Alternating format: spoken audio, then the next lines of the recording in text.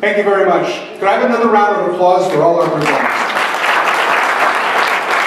I have all the presenters back up here on stage. Okay, questions for any one of our speakers here? Elizabeth. I have a question for Sarah. Did you do those drawings? No, it's a program called Doodly. Wow. Isn't that awesome? Yeah. I'm happy to show it off to anybody who wants to drop my off and see it. It's amazing. And you had the chance to tell her you did. I will not lie. I will not do it. Yes, in the back, standing up. Standing up. I'm a dietitian. I've been in the field for 45 years. And I'm grateful that when our oldest daughter, who has special needs called Fragile X syndrome, the leading genetic cause of mental impairment in the world, I'm glad I got her in the kitchen eating bread dough and cracking eggs when she was 2 years old. And my husband built her a heat-fit computer when she was 5 years old. And she's very computer savvy. And I do nutrition education in preschools, hands-on learning, where I teach children to weigh the apples in the bin and see how many apples per pound. And then they take the apples back to the school, they cut it down to corn, make a three-dimensional puzzle. We study the history behind Johnny Appleseed, and then they get to eat the apple and talk about why the core turns brown. So they incorporate science, math, and history all through food. Hands-on learning is important. Our daughter Amy, she taught herself sign language so she can communicate with the deaf boy, and that she volunteered that in a special education classroom. She's along with people with special abilities, not disabilities. And I also run the local brain injury support group of Bozeman. I'm always looking for volunteers and speakers if you'd like to talk to me later. Okay? Thank you. Person in the blue sweater. How do you go about setting up your collaborative work, both between you and a faculty member within your department or your own college versus those across the campus? What's the process? I'll let Sarah go first. So I think some of our collaborative efforts, and just looking around the room, several collaborative efforts just happen in conversations. And I think that our college has done a great job of fostering these conversations, especially in recent years. So we are looking at ways that we can collaborate both within our own departments but across the college. Pure serendipity. And there's no serendipity without a Sarah, I just want to say that.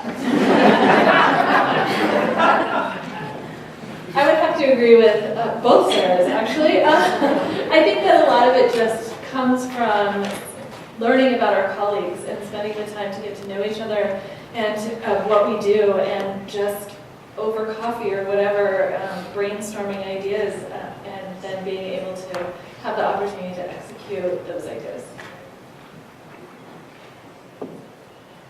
I actually had been invited by Elizabeth Bird and Bill Ruff to speak about how doing collaborative work last spring, was it, or last fall? Last fall. And I actually really like what Selena Ahmed had to say. She's in Health and Human Development in terms of finding people that you really enjoy working with, that are fun to work with. Because I got to thinking about the different projects that I'm involved with. The STEM Storytellers one, every week I show up for an improv class. Now it's Monday mornings, it used to be Tuesday afternoons. And I was thinking, I can't imagine what people who saw what we were doing would think what we were doing. No, we're improving the communication skills of these students through doing this funny exercise where we're using some weird gesture to build a story. In terms of building the collaborations, though, it takes some work.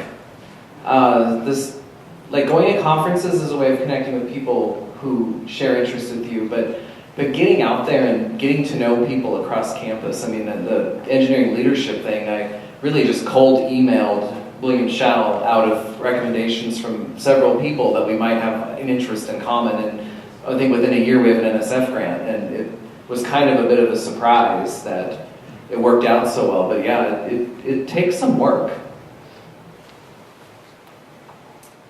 The only thing I guess I would add to what you've already heard is I think when we have activities or events in our departments or our college, because we're a college of 2 departments, where we kind of come to know what each other's interests are and each other's projects are, those are very helpful because it's really easy to sit and see a face from a department, another faculty member or a new faculty member, and not really know that they have an interest that would be parallel mine or mine with theirs. So I think that just keeping those lines of communication and when our dean or department heads keep those kinds of activities alive, then we're able to connect more. And they kind of have to happen every so often because we get new faculty moving in and out, and all of a sudden we have new people like, I didn't know that person has the same kind of interests I do. So, thanks for the question. Gentleman in the jacket. Hey, Yep. so this would be for Sarah. Interesting discussion about reading. So I have 3 grandchildren and they learn sign language when they were 1 or before. So that was a way of communicating. So is sign language a form of reading? Does that establish some neural pathways that can stimulate actual reading? Absolutely, and one of the things that I think is really interesting about that, I worked when I was teaching middle school with students who are deaf and hard of hearing, teaching them reading, and that was really a struggle because so much of reading basics is based on sound, based on being able to connect the sounds to the letters, and so I really had to stretch myself as a teacher, but finding ways to connect their signs to the symbols help them to make connections much more quickly to than making meaning from the text. So any way that you can transfer meaning across languages, and ASL is a language unto itself, is going to strengthen that student's ability in the long run.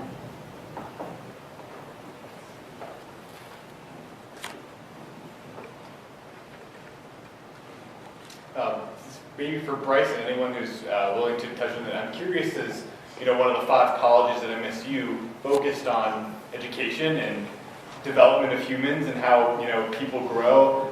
What kind of role for the college exists to act as leaders for the rest of MSU and other institutions in the state? There are all kinds of opportunities. I think our dean here would probably be able to speak to it. She's been doing a lot of work in terms of positioning us as a leader on campus. I think one of the biggest ones is the education department, given the fact that a lot of people at the university teach. The education department is full of resources in terms of how people can improve what they do in the classroom. And then even in the higher education program, we sort of do some service for the university in terms of the number of people who work on campus who come through the program, like you did. And then go on to continue to work at either Montana State, one of the other campuses in the system, one of the other campuses across the state, and many of our students have gone on to other universities around the country. And so there's some leadership happening through just the diffusion of what happens in our programs, but at the same time we also are full of resources that I know Marilyn Lockhart is in our faculty member in our program, and she runs the Center for Faculty Excellence in terms of helping faculty teach better. And then we're also exploring ways that we can help our colleagues assess what they do in the classroom and how we can improve what's happening on campus. Just to name a few, I know there's also a bunch of areas that Health and Human Development can as well, and I don't want to take too much extra time. Maybe I might turn it over to one of my EHHD colleagues, but no, there are a multitude of opportunities.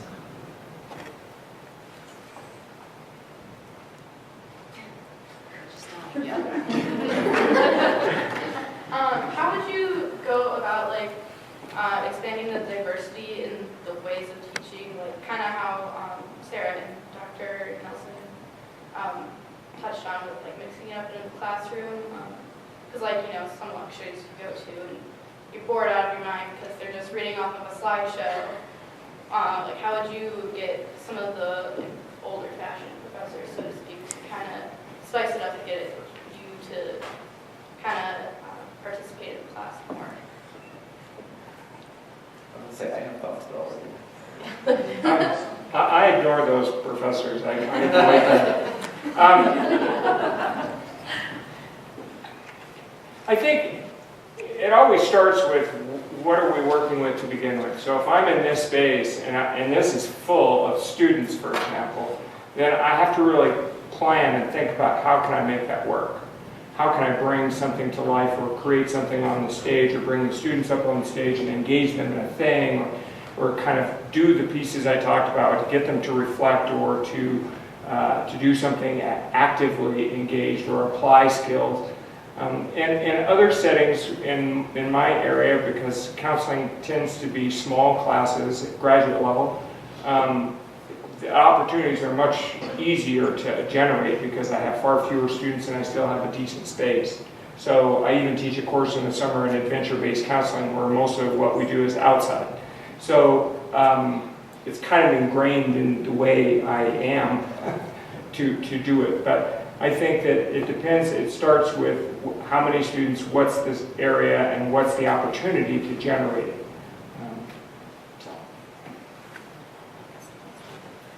So the Center for Faculty Excellence offers some amazing workshops. It's just getting those faculty to really engage in those opportunities. And one of the things that I've seen in being a presenter for the CFE is that even afterwards, I have people who were not at the workshop, but who had a colleague at the workshop, emailing me and saying, hey, I heard you presented this, will you share? So like just this week I had lunch with some faculty from the business college to share with them an escape room activity and help them talk through how they could engage their students in review using an escape room. So part of it is just getting faculty to keep their ears open for opportunities and getting them to kind of come and collaborate with other faculty members and share ideas. I think sharing ideas is going to be at the root of making us all better teachers. And I think MSU has demonstrated their commitment to the more active learning with the new teaching spaces that we've had, like the teal classrooms and the non-technology teals. And as we move in that direction, there aren't a lot of lecture halls anymore. They're different spaces, which is good.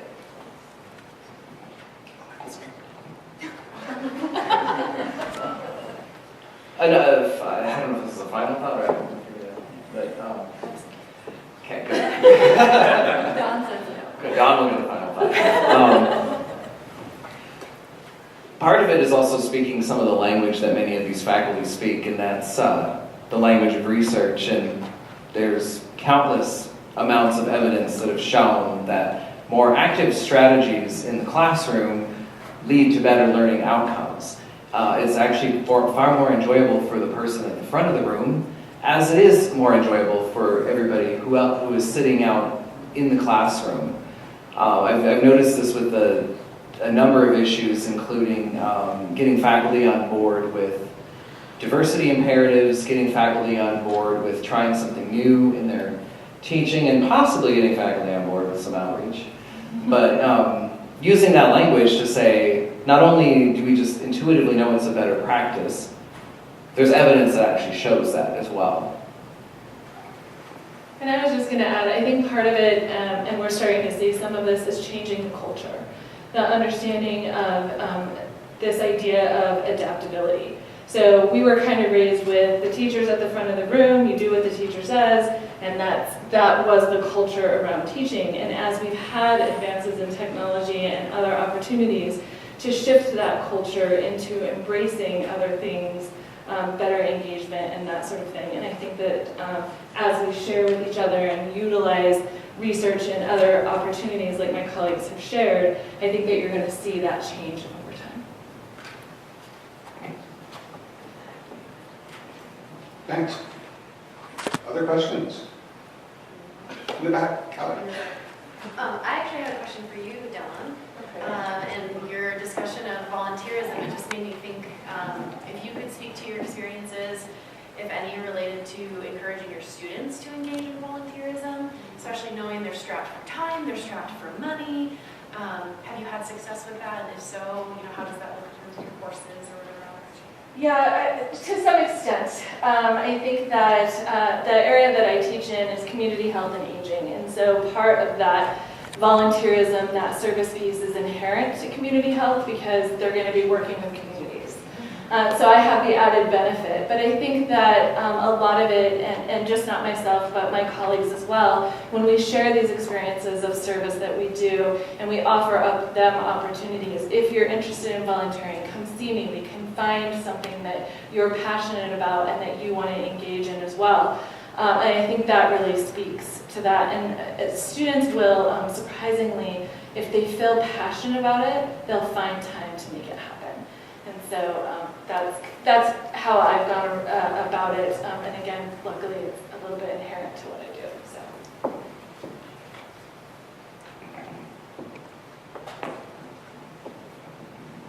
Time for another question or two.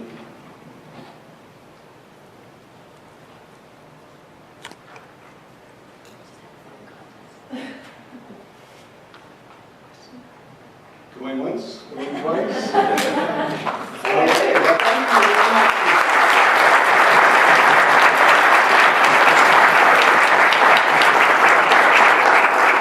I'd like to circle around to one of the first questions asked, and that is the collaboration. I want to acknowledge the role of our dean in making this collaboration possible. For example, tonight was an amazing collaboration, and each of the speakers was an award winner in a separate area of service, research, or teaching. But as you could hear, it's really hard to see where one ends and the next one begins. And creating that integration and the culture of integration is really an amazing thing. So, ladies and gentlemen, Allison Harmon.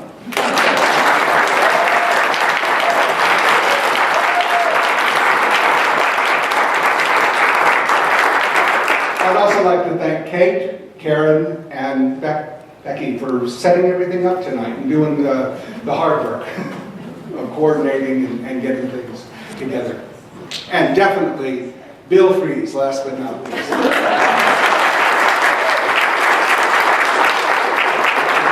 Thank you very much and have a safe trip home.